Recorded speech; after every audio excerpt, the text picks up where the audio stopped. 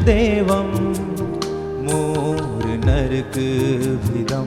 वेद वेदांत वेद्यम्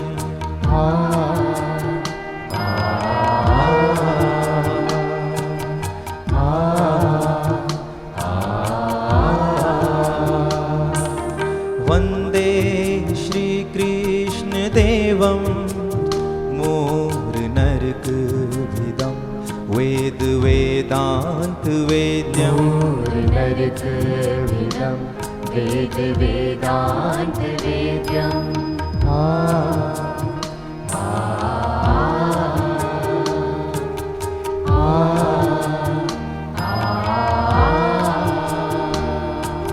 लोके भक्ति प्रसिद्धं यदुकुल जलधौ प्रादुरासीत् पारे यस्यासीद् रूपमेवं त्रिभुवनतरणे भक्तिवच्च स्वतन्त्रम्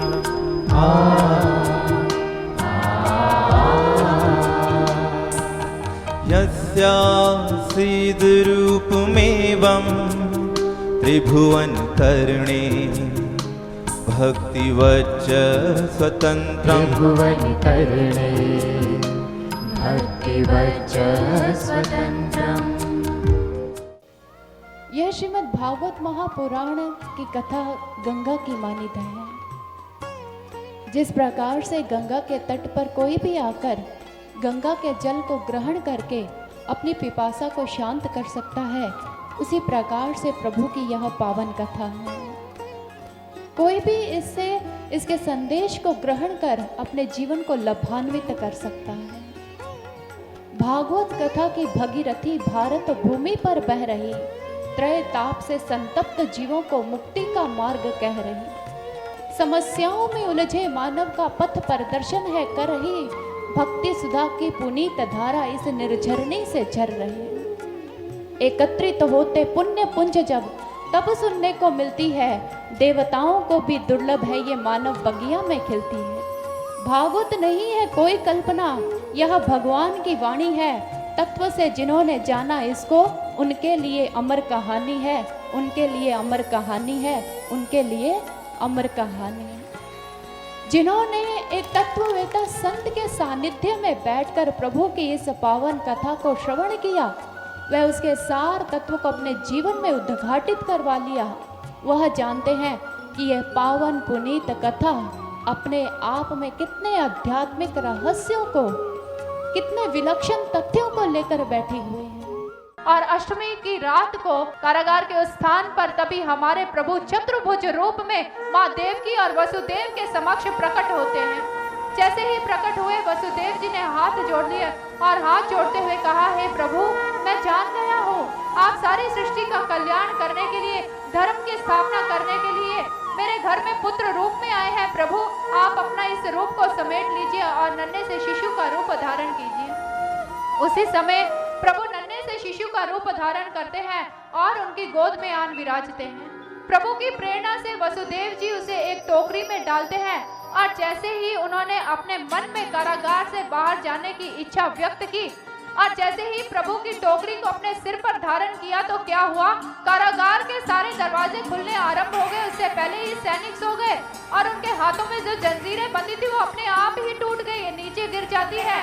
और इधर प्रकृति माँ भी आज इतनी प्रसन्न है कि मूसलाधार बारिश हो रही है, बिजली कड़क रही है, बादल गड़गड़ा रहे हैं। और इधर शेषनाग ने देखा कि मेरे प्रभु के ऊपर वर्षा की बौछारें हो रही हैं। शेषनाग ने अपना फन फैला दिया और इधर रोहिणी जी ने एकादशी के दिन बलभद्र को भी जन्म दे दिया था।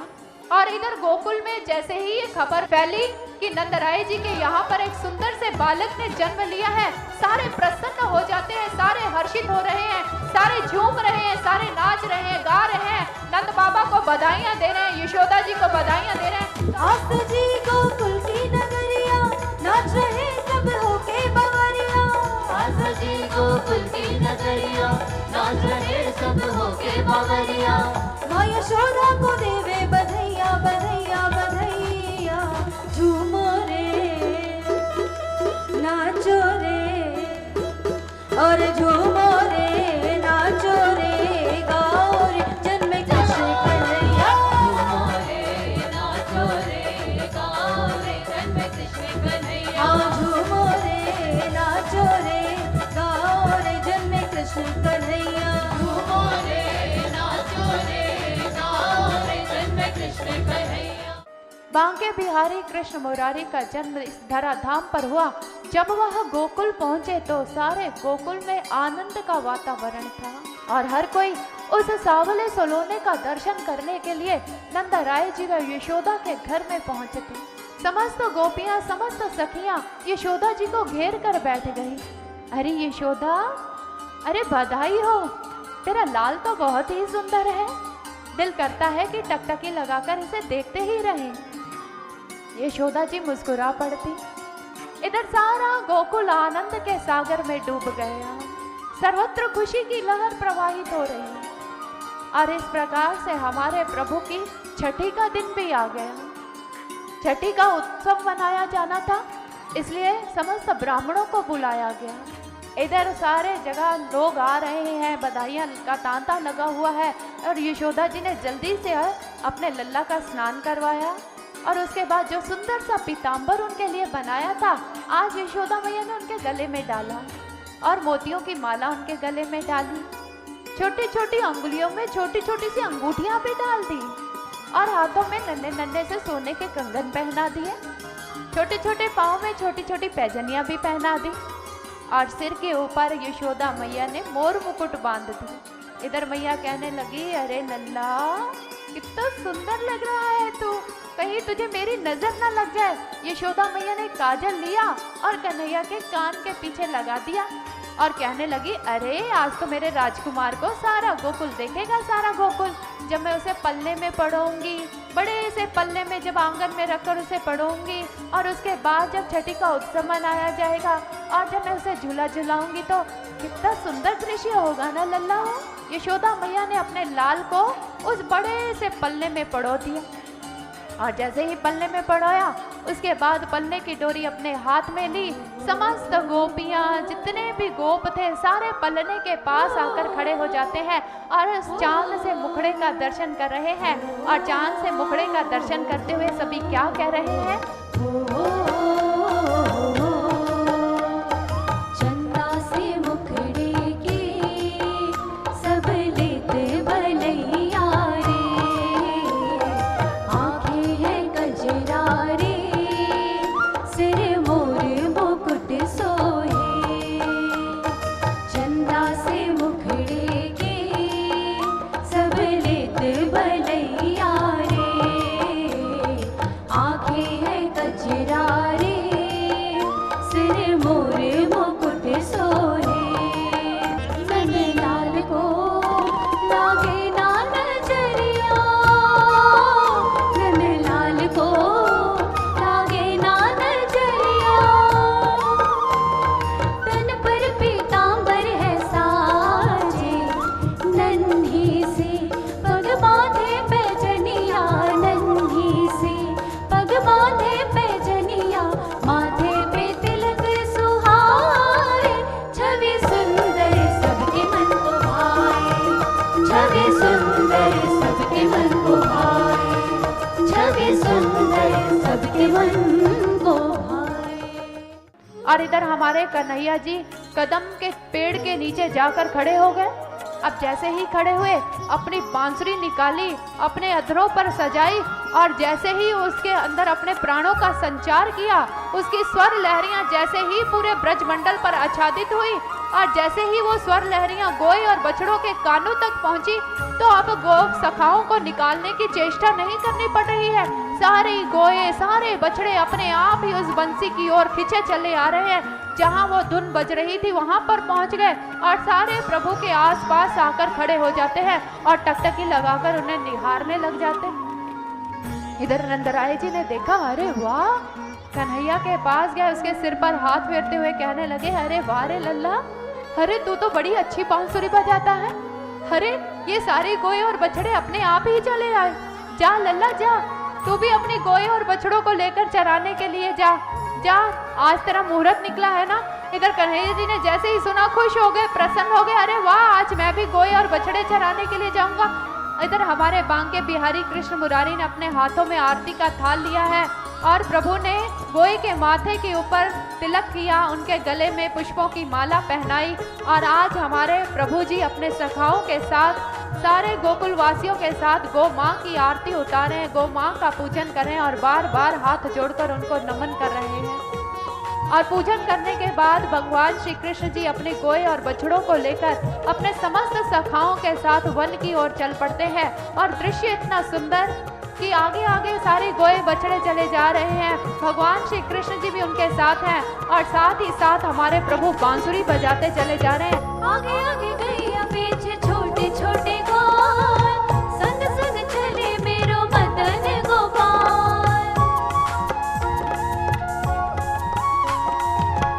आगे आगे गैया पीछे छोटे छोटे गोपाल, संग संग चले मेरो मदन गोपाल।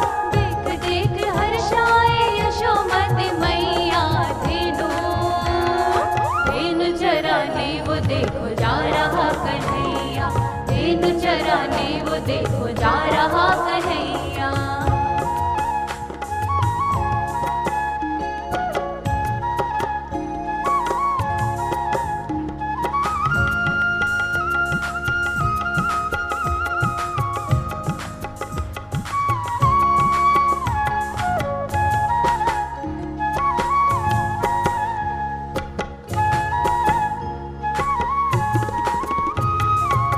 हमारे बांके बिहारी कृष्ण मुरारी ने गाय को माँ कहकर संबोधित की है। हमारे वेदों में तो यहाँ तक कहा गया, गावो विश्वस्य मातरा, जो गाय है संपूर्ण विश्व की माता है। मात्र हम भारतीयों की नहीं, संपूर्ण विश्व की माँ। और आज पैसे के कुछ लालची लोग जो धन के लिए हमारी देसी गोए का कत्ल कर रहे हैं। और आप जानते हैं ये वह भारत भूमि है भगवत प्रेमियों, जिस भारत भूमि के ऊपर दूध दही की नदियां बहा करती थी, लेकिन आज हिंदुस्तान की यह धरती है जहां पर गाय के दूध की नदियां नहीं बल्कि गाय के खून की नदियां प्रवाहित हो रही हैं। राह दिखा भगवान भगवान,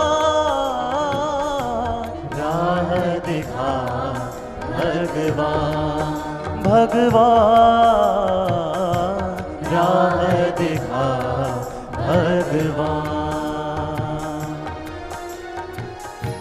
तेरे चरणों में हो अर्पित, तेरे चरणों में हो अर्पित, सुन ले कृपा निधान। राह दिखा भगवान भगवान, राह दिखा भगवान। प्रभु ने कहा, राधिका हम आपसे विदाई लेने के लिए आए हैं। राधा ने कहा, विदाई? राधा कहने लगी, प्रभु विदाई? आप राधा से विदाई लेने के लिए आए हैं? अरे जनार्दन, क्या आप नहीं जानते हैं कि इस शरीर से उसकी परछाई कभी अलग नहीं हो सकती है, अग्नि से कभी उसकी उष्णता दूर नहीं हो सकती है, चांद से उसकी चांदनी कभी दूर नहीं हो सकती है। तो ये राधा अपने कृष्ण से कैसे दूर हो सकती है? ये राधा अपने श्याम सुंदर को कैसे विदाई दे सकती है? हमें माफ कर दीजिएगा प्रभु, हमें माफ कर दीजिए। ये राधा आपको कभी विदाई ना दे पाएगी। प्रभु कहने लगे, नहीं राधिका, ये सब कुछ कर्मों के अधीन हो रहा है, इसलिए आपको हमें विदाई देनी ही पड़ेगी। और यह भी जान लीजिए कि अगर एक बार हमारा मथुरा गमन हो गया तो उसके बाद हम कभी भी लौट कर राधिका गोकुल नहीं आएंगे। राधा ने हाथ जोड़ते हुए कहा, प्रभु अब तो आप चले ही जाएंगे, लेकिन उससे पहले हम अपने इस सिर को आपके चरण कमलों में रखकर फूट फूट कर रोना चाहते हैं। हम आपके उन चरण कमलों को अपने अश्रुओं से प्रक्षालित करना चाहते हैं प्रभु। हमें इतना मौका दे दीजिए, हमें ये अवसर दे दीजिए प्रभु। प्रभु ने कुछ नहीं कहा, चुपचाप करके एक शिलाखंड के ऊपर बैठ जाते हैं। और राधिका जी घुटनों के बल हुई, अपने श्याम सुंदर के चरणों को पकड़ा, अपने मस्तक को अपने प्रभु के चरणों के ऊपर रखकर राधा फूट फूट कर रो पड़ी। बहुत रोई राधा, बहुत रोई और अंतःकरण से अपने प्रभु को कह रही है, हे प्रभु, हे प्राणेश्वर, हे हृदयेश्वर, ये राधा आपको विदाई देती है प्रभु, ये राधा आपको विदाई देती है।